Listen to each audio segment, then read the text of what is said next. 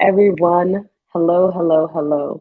Welcome to our session today. My name is Timmy Como, and I'm with the coaching company, The Pivot Strategist. And today we're continuing on our theme of looking at the halfway point of the year and trying to figure out, are we on track with our goals? And we did last week a look at our goals to see if we're in the right places, if we're doing the right things. Today, we're going to do a self audit. And I'm going to go through all the steps so you know how to complete one for yourself. But we're going to jump right in, and I'm going to have some slides here. And here we go. Conducting a self audit. All of these trainings are done with the Pivot Strategist. So if you want to do a deep dive with this, you know where to find us. My website is www.timmycomo.com/pivot strategist. So you can find us online. All right. So here we go. We're going to dive right into our presentation for today. Conducting a self audit. First, I want you to pay attention to your patterns. The way you learn to survive may not be the way you want to continue to live. Heal and shift. Heal and shift. So let's talk about that for a moment. Many times in our lives, we're looking at the way we've always done things. And sometimes the patterns of our lives showcase some of the areas of weaknesses that we just haven't addressed in some time. And so here's the good news. You don't have to continue in a pattern or a pathway that doesn't serve you. This is your moment to do a self audit and say, how's this working for me? If it's not working so well, I always have the freedom and autonomy to pause and pivot and do something completely different, or even make a slight variation to something I was doing in the past. Okay. So today, when we're thinking about this self audit, you're going to become a detective of yourself and your environment. When we're trying to enact some kind of change or adjustment in our lives, there are a few things at play. Ourselves and the environment, one of those two things we have a little bit more control over, and that is ourself. And so when we do the self audit, we're going to focus on the things that we can control while acknowledging the things that are a little bit outside of our control, like our environment. We could still have some influence on those things, even if we can't change them entirely. All right. And so we have a self assessment in the terms of strengths assessment. I love being able to explore your strengths, your environments where you thrive. And then when you do those things, those exploration exercises, you are setting yourself up for an empowered pivot. I have some of my favorite strengths assessments, like the Myers-Briggs Strengths Finders. The one I personally use in our coaching practice is called the Harrison Assessment. I could geek out about it all day. Actually, I'm going to pause right now and give you a quick plug about why I like the Harrison Assessment so much. So the Harrison Assessment is very impactful because it looks at your tendencies and your preferences as a person. I always tell my coaching clients that they are smart people who have been enlisted to do certain types of things at their job, right? Have you ever had the time when you were hired to do something and then your boss figures out that you can do a whole lot of other things? And so you find that your job then evolves to include some things that are maybe not what you would prefer to do, but they are things that you're capable of. And so people stick that in your job description, right? And so many times we don't want to always stop and explore, is this something I actually prefer to do, or is it just something I'm good at? And so the Harrison Assessment looks at that and says, what do you prefer to do, and what do you tend to do, given your gifts and your talents and your preferences all put together? So that's my plug for that. One of my favorite things to use when it comes to exploring your strengths. Okay, so I want you to look at all of those things. There are a few others that I enjoy as well.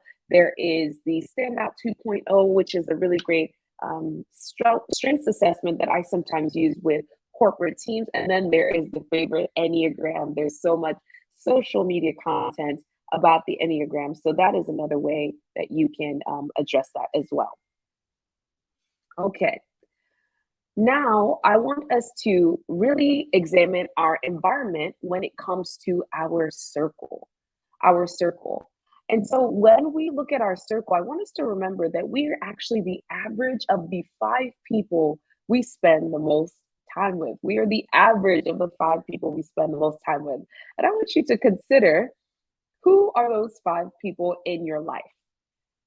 Who are those 5 people in your life? And would you like to be just like those 5 people? Not identical, but would you like your finances to look like theirs? Would you like your family situation to look like theirs? I'm not saying that you want to emulate these people, but you should be surrounding yourself with people who actually inspire you. And so I want you to look again at this diagram. You are smack dab in the middle, right? Smack dab in the middle, and you are actually surrounded by people. The closest to you are the people in your inner circle. They're that white circle right around you. And then outside of that is a circle called your winner circle. I'll explain what that is in just a bit. And then outside of that, a little bit out of reach, they don't have as much access to you. These are the people in your outer circle. Okay. Notice their proximity from you. That also tells you how much you should allow them to speak into your life, right? So, someone in my inner circle probably knows my deepest desires and also my fears and things I'm a little anxious about because I share those things with them. They have built a circle of trust around me, right? So, I feel comfortable and confident that they would keep my most intimate thoughts and feelings to themselves, right? And then my winner circle, they're a little bit further away, but these people are the people who are cheering me on. They want to see me win. And I love this winner circle because it's actually a mixture of different types of people. Here you will find mentors, people who are a little more seasoned than you that could give you some wisdom. You'll also find contemporaries who I like to call running mates. They are people who are likely in a similar life situation. And so you're egging each other on because you're saying, okay, we're almost there. We're here running together. And when one person falls, they could pick another person up. And so these are all sorts of great people. These are also where I would put people who are sponsors, for example. Sponsors are people who still have the ability to speak into your life. You may not see them as often, but these people are aware of your accomplishments, they're aware of your projects, and so they're actually speaking about you in rooms where you're not. And so these people need to be pretty close to you so that they can stay abreast of what's going on in your life, but you're not going to necessarily go and treat them like a therapist because they're a little bit further removed and there is a little bit of a space there between how you interact with them. And then lastly, your outer circle. These are people who you interact with on a day-to-day basis, but you don't have that intimacy or that trust in the same way. And so this is where you might find some of your coworkers who you are treating like acquaintances. You may want to have a friendly relationship with them, but you don't have to keep them close like a bosom friend, if you know what I mean. And so these people, you have the ability to speak into their situation, their life, but it's not the same level of impact that their words have on you. So, mind you, this is an important image to have in your mind because if you have people who are criticizing you or offering you feedback and they don't have the placement in your life to where they have earned that right to speak into your life, you have the ability to say, hey, I'm actually not going to receive that because the person hasn't put the deposit down to make those kinds of investments in your life. They can't make those kind of input areas in your life because they haven't made that trust investment there. So keep that in mind. Certain people can speak into your life, certain people you can speak into their life as well, but you kind of have to earn that trust. Okay. So it all starts with you. I want you to start considering a few things in your life. It starts with you. I want you to start thinking about what things make you light up. What things make you light up? This could be anything, but sometimes I think when we start trying to do this audit and we find like we're in a funk, it's because we lost track of these 3 things that I'm going to talk about. And this simple exercise of reminding yourself can be very, very helpful. So, things that light you up. I want you to think about things that inspire you. Things that inspire you. If these things inspire you, you kind of want to keep them around. They act as gasoline in your tank, they keep you going, right? And then lastly, the things that you are passionate about. Think about the last conversation that you had with a friend or even with a stranger. What kind of things kept coming up as points of discussion that you brought up that you left the conversation saying, wow, I really enjoyed talking about that thing? Those are some clues about things that make you light up. things that inspire you, things that you are passionate about. Here's some examples for me. Things that light me up personally. I love family time. I love when I have a good laugh to the point where there are tears in my eyes, or one of those laughs where you kind of run across the room because it's just so funny. And I really love a good chocolate chip recipe. I love chocolate chip cookies.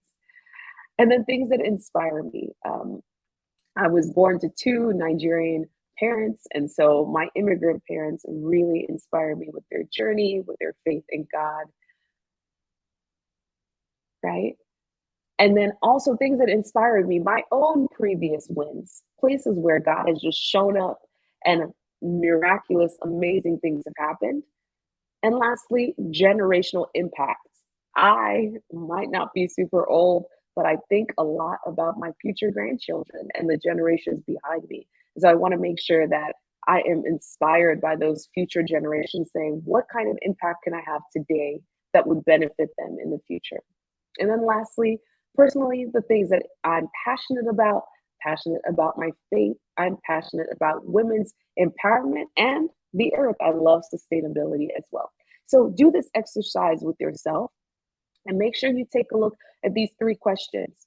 Ask yourself these things and actually keep this list to the side because there might be times where you need to remember what keeps you going. And these three questions can jog your memory. All right. So once again, let's review your circle. Your outer circle. This is the ring of people who have access to you. These are your casual acquaintances, even your work colleagues, right? They're on the outermost ring. And then a little bit closer to you is your winner circle. This group of people, they inspire, encourage, challenge you to be your best self. They serve as accountability partners. They could be coaches. They could be mentors, running mates, all sorts of things. Remember, these people are a little bit closer to your chest because they are wanting you to win. You kind of want these people in your ear, right? You want them close enough to do that. And then there is your intimate inner circle. This intimate circle is an invite only space where you can share your hopes, your dreams, and your vulnerabilities with individuals with whom you have built trust and safety. These are your loved ones and your closest friends. I love that the inner circle is an invite only space, right?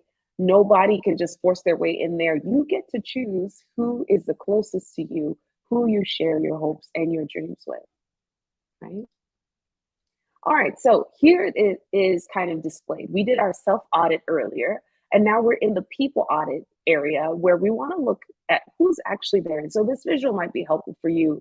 Outer circle, that's where you'll find your coworkers, casual acquaintances. A little bit closer to you in your winner circle, there are your mentors, your accountability partners, and your coaches. You want them right there in your ear, speaking words of encouragement, words of wisdom. And then your inner circle, your intimate invite only space with your family, your loved ones, and your close friends, right?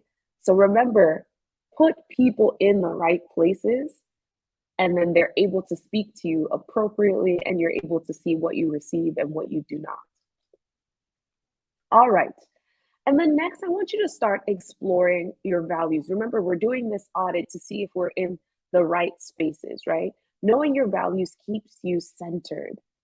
And when you find your core values that resonate with you the most, you use this as a deciding factor about what decisions you are going to make, about what relationships you're going to pursue, what opportunities you're going to take.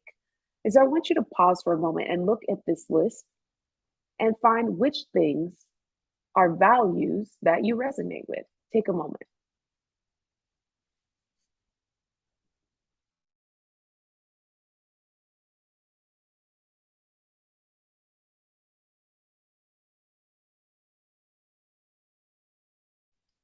Okay.